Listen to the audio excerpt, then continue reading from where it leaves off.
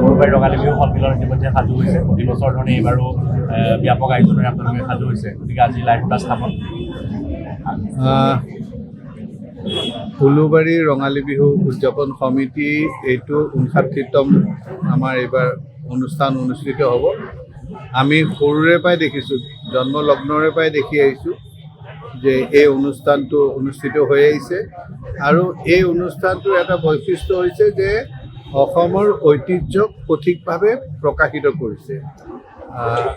এতিয়াহে মানুহে কৈছে বিহু অনুষ্ঠানত হিন্দী গান গাব নোৱাৰিলে, কিন্তু আমাৰ ইয়াত এটা পৰম্পৰা আছিলেই।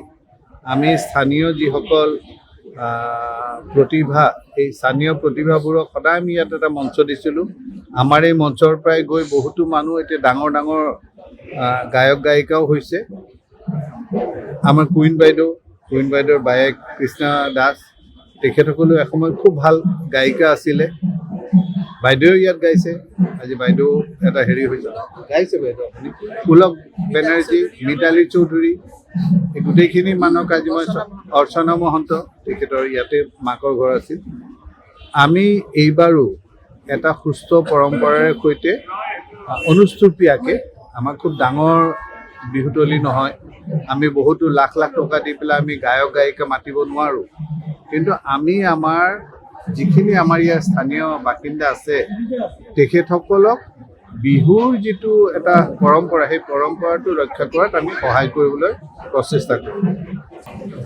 এইখন বিহুৰ ঐতিহ্য আমাৰ মাননীয় বিধায়কজনে ক'লে যে এইখন ইয়াতে আমাৰ দুৰ্গা পূজাও হয়, বিহু হয়, আৰু সকলো পৰম্পৰা আৰু ঐতিহ্য ৰক্ষা কৰি আমি নতুন প্ৰজন্মক সদায় অগ্ৰাধিকাৰ দিছোঁ। আৰু আপোনালোকে হয়তো শুনিলে ভাল পাব, এইখন বিহু খগেন মহন্ত ডাঙৰীয়া আৰু অৰ্চনা মহন্ত ডাঙৰীয়াৰ কাৰণে সকলোতকৈ প্ৰিয় বিহু আছিলে। আৰু ইয়াত ধেমালি কৰাৰ কাৰণে খগেন মহন্ত আহিছিলে, আহি পেলাই বিহুৰ যোজনাৰে সকলোকে জোকাইছিলে, শাহুৱেককো বাদ দিয়া নাছিলে। তেতিয়া বাপতে সৰু ঢোলটো বজাই পিছফালে থাকিছিলে।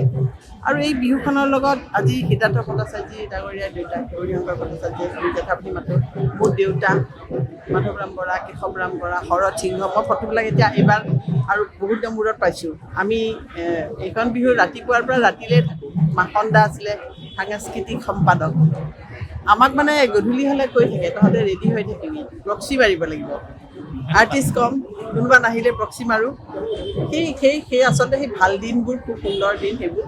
আজি নতুন প্ৰজন্মই ইয়াতে তেনেকুৱা পৰিৱেশে পাই আছে। ইয়াতে কোনো ধৰণৰ বেলেগ পৰিৱেশ পোৱা নাই।